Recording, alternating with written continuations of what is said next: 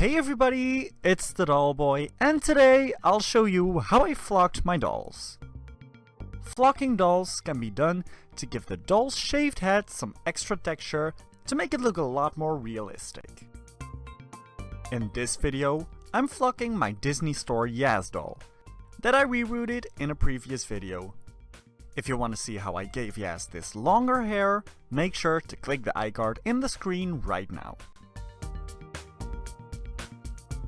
To flock this doll, I bought two different types of flocking powder, in dark blue to match the hair color.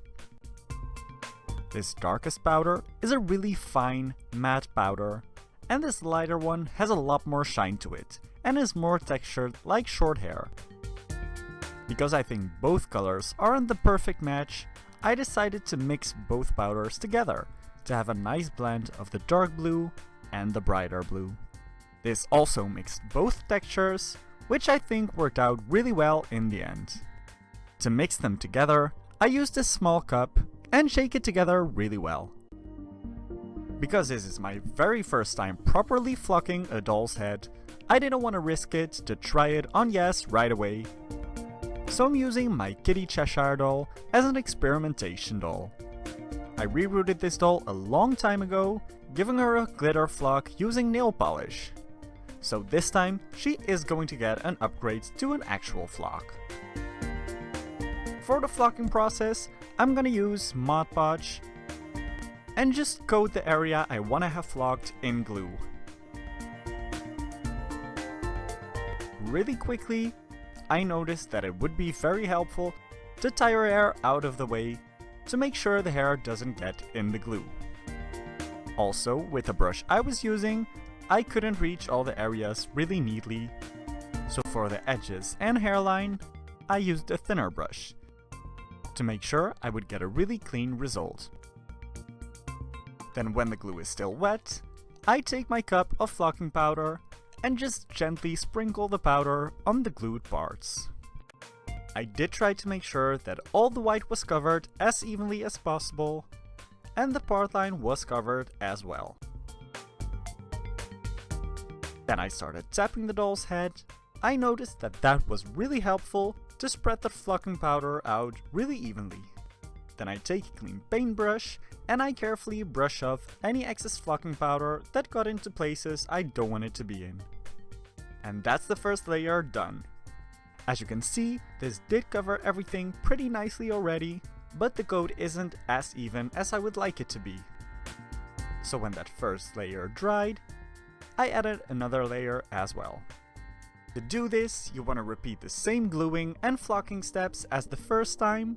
However, this time, I tried to dab the glue on, instead of smearing it. This ensures that you won't remove the first layer of flocking. And once again, I forgot to tie the hair together to keep it out of the way. Little things like these are really why I like to test out new techniques on an older or cheaper doll that I don't mind ruining too much. In this layer, you can also see that my glue starts to drip quite a lot because I applied too much of it. With this glue, I feel like a little bit goes a long way. After covering all the glue in flocking powder again, I tap the head to spread it out really evenly, and I clean up the edges with a clean paintbrush once again. And when that's all dry, I'm done! And now, let's try it out on Yaz! Before flocking the doll, I pierced her ears by using a pin like this, and then I took the end of my point comb to widen the holes. I wanted to do this because in the movie Ralph Breaks the Internet, Yaz is also wearing earrings. After that, I simply do the exact same thing as I did in my test runs, keeping in mind the mistakes I made, to make sure I won't repeat those. So I mix some new powder, tie the hair out of the way, and glue the shaved bits on the doll. Yaz also has some really thin sideburns.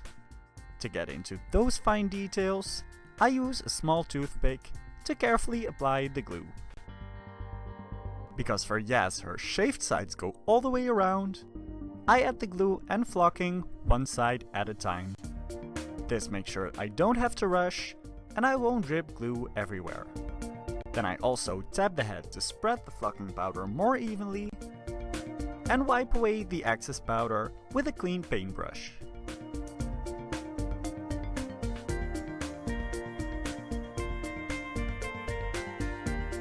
I wait for the first layer to dry,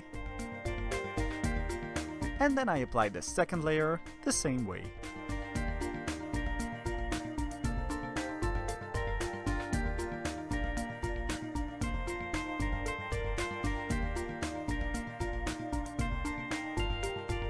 And when that's all dried, I'm really satisfied with the outcome. To customize my Yas doll even a little further, I also wanted to change her lips a little bit. As you can see, her original lips are arched to one side, but I'm gonna try and make them more symmetrical. To make the lip color as similar as possible, I take some blue paint and mix it with some pink to create that really muted purple color. Then I just fill in the one side of her top lip that was missing to give her a full set of lips. I also go over the lips that were already there to make everything blend in perfectly. When that paint dried, I'm also gonna take some white acrylic paint to give her some teeth. To do this, I just paint a small stripe in the middle of her mouth. Then when I'm satisfied with that, I take a matte nail polish and give the doll's lips a top coat. Because I had some of the paint left over, I also decided to paint Yas's fingernails. And with that, my total Yas customization is finished. I can't believe I managed to turn her from this to this.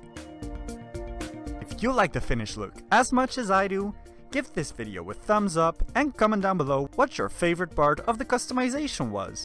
The reroute, the earrings, the flocking, or the lip repaint.